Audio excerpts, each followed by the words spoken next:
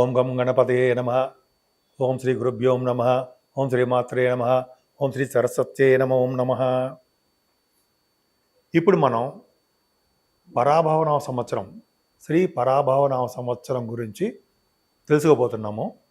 12 రాసుల వారికి ఈ పరాభవనామ సంవత్సరంలో ఎలా ఉండబోతోంది, అసలు ఈ పరాభవనామ సంవత్సరము ఎప్పటి నుంచి ఎప్పటి వరకు ఉంటుంది అంటే 19th మార్చ్ 2026 నుండి 6th ఏప్రిల్ 2027 వరకు కూడా 12 రాసుల వారికి గ్రహాల యొక్క ప్రభావం ఎలా ఉండబోతోంది, మంచి చెడులు ఎలా ఉండబోతున్నాయి, ఆదాయ వ్యయాలు ఎలా ఉంటున్నాయి, రాజపూజ్యం అవమానాలు ఎలా ఉంటున్నాయో ఇప్పుడు మనం తెలుసుకుందాం.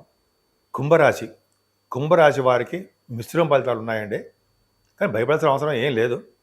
కుంభరాశిలో ఉన్న నక్షత్రాలు ఏంటి అనేది ధనిష్ట 3-4 పాదాలు, శతభిషం 1, 2, 3, 4 పాదాల వారు, పూర్వభాద్ర 1, 2, 3 పాదాల వారు కుంభరాశిలోకి వస్తారు. కుంభరాశికి ఆదాయం 2, వ్యయం 8, రాజపూజ్యం 4, అవమానం 2. అంటే మీకు డబ్బులు బాగా ఖర్చు పెట్టేస్తారు, మీరు స్పెండ్ థ్రిఫ్ట్ అని తెలిసిపోతుందండి. కాకపోతే మీకు మాత్రము చిన్న చిన్న ఇబ్బందులు నీటి వలన ఉన్నాయి, అదొక్కటి జాగ్రత్త చూసుకోండి. ప్రొఫెషనల్గాను అంటే వృత్తిపరంగాను వ్యాపారపరంగా చాలా బాగుంటారు.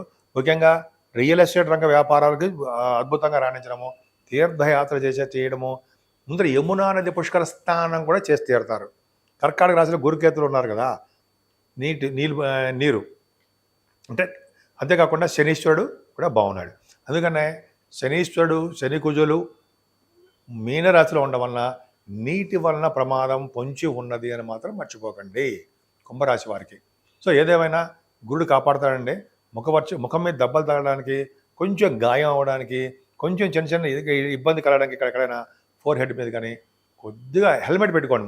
ముఖ్యంగా చెప్పడం, రోడ్డు మీద వెళ్ళేటప్పుడు హెల్మెట్ పెట్టుకోండి. ఎందుకంటే ఏప్రిల్ 2 నుంచి మే 10వ తారీఖు వరకు అసలు పెట్టుకుంటూ ఉంటారు అనుకోండి. అంటే హెడ్ మీద, ఫోర్ హెడ్ మీద, ముఖం మీద దెబ్బలు తగలడానికి అవకాశం ఉంది. కానీ గురుడు కాపాడుతాడు మిమ్మల్ని, భయపడాల్సిన అవసరం లేదు కుంభరాశి వారికి.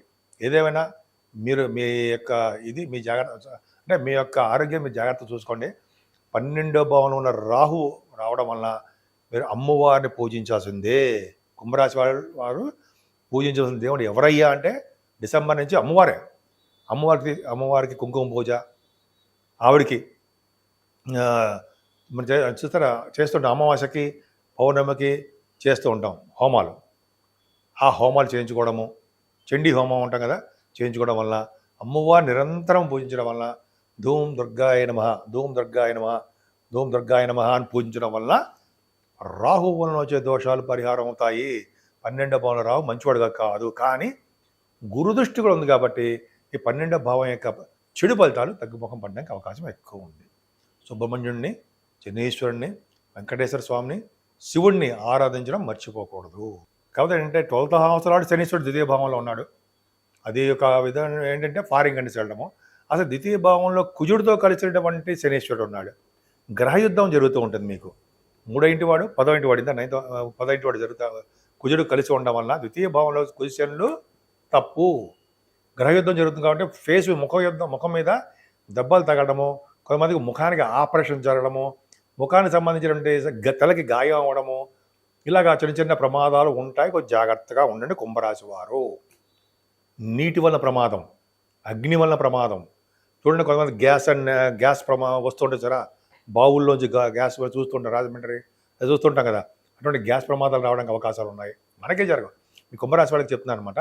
కొద్దిగా గ్యాస్ వల్ల ప్రమాదము, వడగళ్ళ వాన వల్ల ప్రమాదము, చిన్న చిన్న ఆపరేషన్స్ అవ్వడం వల్ల ప్రాబ్లమ్స్, ఇవి శని కుజులు ద్వితీయ స్థానంలో ఉండడం వల్ల జరగడానికి అవకాశం ఉంది. అది కూడా ఏప్రిల్ 2 నుంచి మే 10వ తారీఖు వరకు మాత్రమే. మీకు జలగండం కూడా ఉంది, కొంచెం జాగ్రత్తగా ఉండండి. కానీ మీరేం భయపడాల్సిన అవసరం లేదు. ఎందుకు? గురుదృష్టి పర్ఫెక్ట్గా ఉందండి మీకు.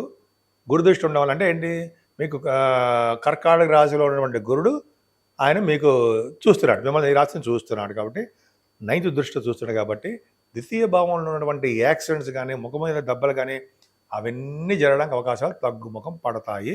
మీ జాతక ప్రకారమే ఆధారపడి ఉంటుంది. కాకపోతే ఏంటంటే మీ తల్లిగారికి ఆరోగ్య పరిస్థితి కొద్దిగా జాగ్రత్తగా చూసుకోవాలండి. ఆవిడకి అంత అద్భుతంగా ఏమి ఉండదు. అలాగే మీ పిల్లల మీ చదువు విద్యార్థులకి వాళ్ళకు కూడా అంత అద్భుతం. కుంభరాశి విద్యార్థులకు కూడా చదువులో ఆటంకాలు ఎదురవుతూ ఉంటాయి. మర్చిపోతూ ఉంటారు. ఫస్ట్ పాయింట్ మర్చిపోతూ ఉండడము, బద్ధకం ఉండడము, వేళపట్టు భోజనం చేయలేకపోవడము, చిన్న చిన్న ప్రాబ్లమ్స్ ఉంటాయి.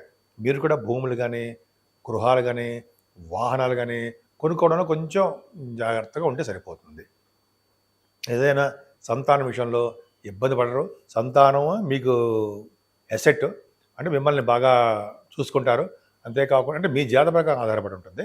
అంతేకాకుండా స్టాక్ మార్కెట్లో కూడా ధన సంపాదన అద్భుతంగా ఉంటుంది. ఆరో భావం, ద్వితీయాధిపతి ఆరో భావంలో ఉన్నాడు చూసారా.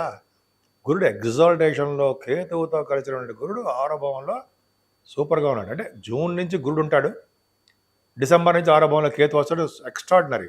అంటే ఇదేం చెప్పాలి, మీరు లా రిలేటెడ్ సంబంధించినటువంటి కోర్టు కేసులు కానీ, పోలీసుల కేసులు, కొన్ని కేసులు అంటాం కదా, వాటిల్లో మీరు విజయం సాధిస్తారు.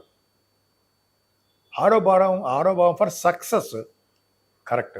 ఆడవాళ్ళకి, లేడీస్ కూడా చెప్తున్నానండి. గురు కేతుల ప్రభావం వలన మీరు కొన్ని ఎగ్జామ్స్ రాస్తుంటారు. మీ ఎడ్యుకేషన్ తగ్గట్టుగా మీరు ఎగ్జామ్ రాస్తారు, ఇంటర్వ్యూస్కి వెళ్తుంటారు, సక్సెస్ అవుతారు. ముఖ్యంగా బ్యాంకింగ్ రంగంలో, అంటే ఈరోజు బ్యాంక్ సంస్థల్లో పనిచేస్తారు చూస్తారా, వాటికి ఇంటర్వ్యూస్కి వెళ్తుంటారుగా, వాటిలోనూ విద్యా సంస్థల్లోనూ ప్రభుత్వ రంగ సంస్థల్లోనూ మీ యొక్క జ్ఞాన సంపదను బట్టి మీరు విజయం సాధిస్తారు. అలాగే శత్రు భయం అనేది మీకు లేనే లేదు గురు ప్రభావం వల్ల. పైగా శత్రువు కూడా మిత్రులు అవుతారు. శత్రువుల వలన కూడా ధన సంపాదన ఉంటుందండి. శత్రువులు వలన మీకు ధన సంపాదన ఉంటుంది. అలాగే అనారోగ్య సమస్యలు తక్కువ ముఖం పడతాయి. ఆరోగ్యము బాగా ఉండడానికి అవకాశాలు ఎక్కువ ఉంటాయి. రుణ బాధలు అసలు జీరో అనుకోవచ్చు, చాలా తక్కువ ముఖం పడుతూ ఉంటాయి. కొంతమంది వాళ్ళ జాతకాల రీత్యా రుణాలు చేస్తూ ఉంటారు, వాళ్ళు తీర్చేస్తారు కూడా. మేనమామలకి చాలా బాగుంటుందండి మీకు. ఏదేమైనా ఆరో భావంలో గురుడు ఉండడము అదృష్టమే. ఆరో భావంలో గురుడు మంచివాడు కదా, జనరల్గా మంచివాడు, కానీ ఆరో భావంలో గురుడే మీకు యోగాన్ని ఈ విధంగా ఇవ్వడానికి అవకాశం ఉంది. ఎగ్జాల్టేషన్లో ఉన్నాడు కదా, సెకండ్ హౌస్ లార్డ్, లాభాధిపతి. అదే గురుడు మీకు సప్తమ స్థానంలో బ్యూటిఫుల్గా కేతుతో బ్రహ్మాండంగా ఉండబోతున్నాడు అక్టోబర్ 31 నుంచి 13 డిసెంబర్. ఈ సప్తమ భావంలో గురుడు ఉండడం వలన, మిత్రక్షేత్రం అవడం వలన, అంటే రెట్రగ్రేషన్గా ఉండడం వలన, కేతుతో కలిసి ఉండడం వలన భార్యాభర్తల యొక్క దాంపత్య జీవితం కానీ, భార్యాభర్తల యొక్క కలయిక కానీ బాగుంటుంది. దూరంగా ఉన్న భార్యాభర్తలు దగ్గర అవ్వడానికి అవకాశం ఉంటుంది. మీరు కోరుకున్న సంబంధాలు మీకు రావడానికి అవకాశం ఉంది.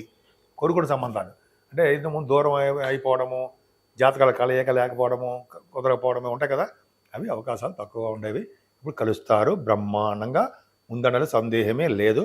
ఖచ్చితంగా బాగుంటారు. కాకపోతే మీరు అనారోగ్య సమస్యలతో బాధపడుతూ ఉంటారు.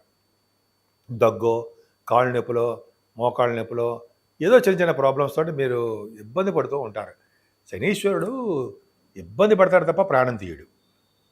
అది గొప్ప అదృష్టం మీకు. కాబట్టి యాస్ట్రాలజర్స్, దాంట్లో యాస్ట్రాలజీ కూడా ఉన్న వాళ్ళు ఉన్నారు. వాళ్ళకు కూడా మంచి యోగాన్ని కలిగించడానికి గురుడే కాపాడుతూ ఉంటాడు. ఏదైనా భాగ్యస్థానం కూడా చాలా బాగుందండి. భాగ్యం వృద్ధి అవుతూ ఉంటుంది. తీర్థయాత్రలు, ఫారిన్ కంట్రీస్, యోగాలు, మంచి మంచి యోగాలు జరగడానికి అవకాశం ఉంది. ప్రొఫెషనల్గా ఎలా ఉంటాం? ప్రొఫెషనల్గా చాలా చాలా చాలా బాగుంటారండి. వేదశాస్త్రంలో ఉన్న వారి విద్యకి చాలా బాగుంటుంది. విద్య అంటే పండితులు బాగుంటారు. ఆడవాళ్ళకి చెప్తున్నానండి, బ్యాంకింగ్ రంగంలో, లేకపోతే విద్యా సంస్థలో ఉన్నా, లేకపోతే మీరు సాఫ్ట్వేర్ రంగ ఉద్యోగస్తులైనా, ప్రభుత్వ రంగ సంస్థలో సివిల్ సర్వీసెస్ అంటారు సరే, ఏ ఉద్యోగంలో ఉన్నా సరే మీకు ప్రమోషన్స్ వస్తాయి, ఆదాయం పెరుగుతుంది. ఖచ్చితంగా మీరు బాగా డెవలప్ అవడానికి అవకాశం ఉంది. మీరు ఏ ఉద్యోగం చేస్తున్నా సరే ఆ ఉద్యోగంలో మార్పులు అంటే ప్రమోషన్స్ వచ్చి మీకు బాగుంటుంది. మీకు పరాభవం తక్కువగానే ఉంటుంది, భయపడాల్సిన అవసరం లేదు. సో ఈ విధంగా ఉందండి. లాభస్థానాధిపతి కూడా మీకు బాగున్నాడు. సో ఏదైనా 12వ భావంలోకి రాహు వస్తున్నాడు. 12వ భావంలోకి రాహు వస్తున్నాడంటే డిసెంబర్ నుంచి చిన్న చిన్న ఇబ్బందులు ఇస్తూ ఉంటాడు. కొద్దిగా మీరు జాగ్రత్తగా ఉండవలసి వస్తుందండి. సో రాహు సంవత్సరాల పాటు 12వ భావంలో రాహు ఏమాత్రము మంచి చేయడు. కొంచెం జాగ్రత్తగా ఉంటే సరిపోతుంది. ఈ పరాభవనామ సంవత్సరంలో 12 రాశుల వారు మేషరాశి నుండి మీనరాశి వరకు, అంటే మేషం, వృషభం, మిథునం, కర్కాటకం, సింహం, కన్య, తుల, వృశ్చికం, ధనస్సు, మకర కుంభాలు, మీనరాశులు. అవునా? ఈ 12 రాశుల వారికి పరాభవన సంవత్సరంలో పరాభవం తక్కువగా ఉంటుందండి. భయపడాల్సిన అవసరం లేదు. ఎందుకంటే గురుడు ఒక్కడు వచ్చే స్థితిలోకి వచ్చినప్పుడు ఆయన కాపాడుతూనే ఉంటాడు. అంటే మరణాలు సంభవించడం, భయపడిపోతూ ఉండడము, ఈ రాహుకేతుల వలన, శనీశ్వరుల వలన భయపడడానికి ఏం అవకాశం లేదు. దృష్టులు ఉన్నాయి. సో మనం చేయవలసిన కార్యక్రమం ఏంటి? మనం అంటే ప్రతి వాళ్ళును మరి దేవుడి యొక్క పవర్ మనమే ఉండాలి కదండి. సో దేవుడి యొక్క ఆశీస్సులు ఉండాలి కదా మనకి. ఏముండాలి అలా కావాలంటే ముఖ్యంగా కుజుడు మెయిన్ రోల్ చేస్తున్నాడండి ఆయన. ఎందుకంటే గ్రహయుద్ధం వచ్చినప్పుడు ఏప్రిల్ మే నెలలోనే గ్రహయుద్ధం వస్తుంది, స్టార్టింగ్లోనే.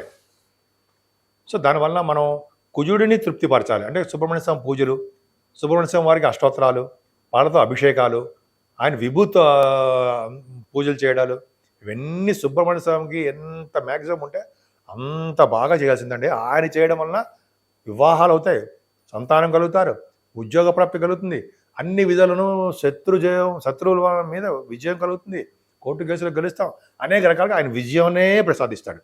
అందుకని కుజుని మర్చిపోకూడదు.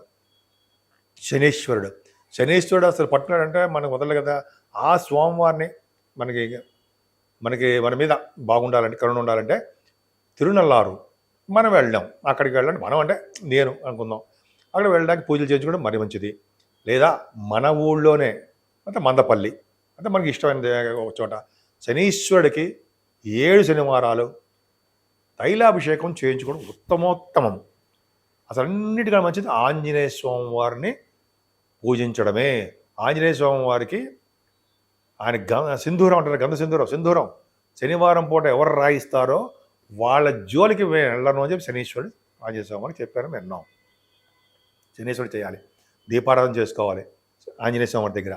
అలాగే వడమాల, అప్పాలు, తమలపాకులతో పూజ, స్వామివారిని ఎన్ని విధాలుగా పూజించాలంటే అన్ని విధాలుగా పూజించడము. అలాగే 41 సార్లు ఉంటుంది కదండి మనం హనుమాన్ చాలీసా చదవడము, ఇవన్నీ చేసుకోవడం వలన ఈ సంవత్సరం మొత్తం ఫలితాలు కలుగుతాయి. వెంకటేశ్వర స్వామివారిని, శివుడిని అంటే విష్ణువుని, శివుణ్ణి పూజించడం ఎట్టి పరిస్థితుల్లో మర్చిపోకూడదు. వాళ్ళిద్దరే మనకి 2 కళ్ళు అంటారా, అంతే. అమ్మవారు, రాహు యొక్క ప్రభావం కలగాలంటే అమ్మవారు. వీళ్ళని పూజించడం వలన పరాభవం అనేది మనం ఎదుర్కొనం, అన్ని శుభాలే జరుగుతాయి. సో 12 రాసుల వాళ్ళు బాగుంటారని, వాళ్ళు సకల శుభాలు కలగాలని, సంపూర్ణ ఆరోగ్యంగా ఉండాలని నేను మనస్ఫూర్తిగా కోరుకుంటున్నాను.